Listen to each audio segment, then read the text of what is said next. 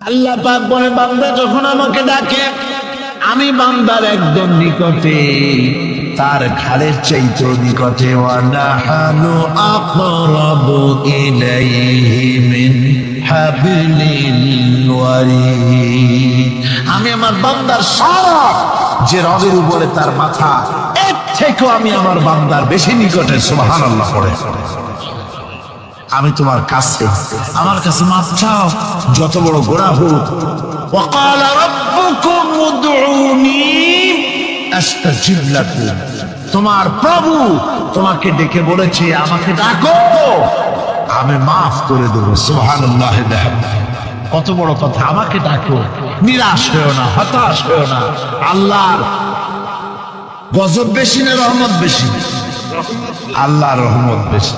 হাদিসে কুদসির ভিতরে এসেছে, আল্লাহ পাক বলেছেন কোন বান্দা যদি আমার দিকে এক বিগত অগ্রসর হয়, আমার রহমত তার দিকে এক হাত এগিয়ে যায়। কোন বান্দা যদি আমার দিকে হেঁটে আসে, আমার রহমত তার দিকে দৌড়ে যায়। বান্দা যখন আল্লাহর দরবারে দুহাত উঁচু করে চোখের পানি ফেলে দেয়, মুসলিম শরীফের হাদিসের ভিতরে এসেছে গভীর রাত্রে, রাতের তৃতীয় অংশে আল্লাহ রাব্বুল আলামিন প্রথম আকাশে আসেন আর দেখে বলেন, পৃথিবীতে আছো নাকি কেউ গুনাহ করে জীবন বরবাদ করে দিয়েছো, আমার কাছে মাফ চাও।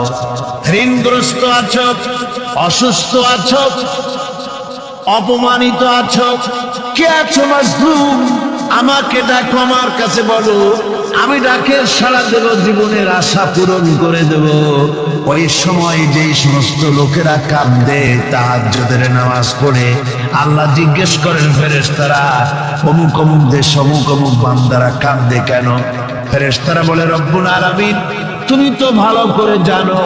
আল্লাহ বলেন, জানি, তবুও তোমাদের মুখে শুনতে চাই। তারা বলে, রব্বুল আলামিন তোমার এই বান্দা গুনাহ করেছি, গুনার জন্য মাফ চায়, জাহান্নাম থেকে বাঁচতে চায়। আল্লাহ পাক বলেন, ফেরেশতারা আমার এই বান্দারা আমারে দেখেছে নাকি? বলে দেখে নাই। বলে আমার দোজখ দেখেছে নাকি? বলে না, তাও দেখে নাই। আমার বেহেশত দেখেছে নাকি? বলে না, তাও দেখে নাই। আল্লাহ পাক বলেন, ফেরেশতারা সাক্ষী দেখো, ওরা আমাকে দেখে নাই, আমার বেহেশত দোজখ কিছুই দেখে নাই।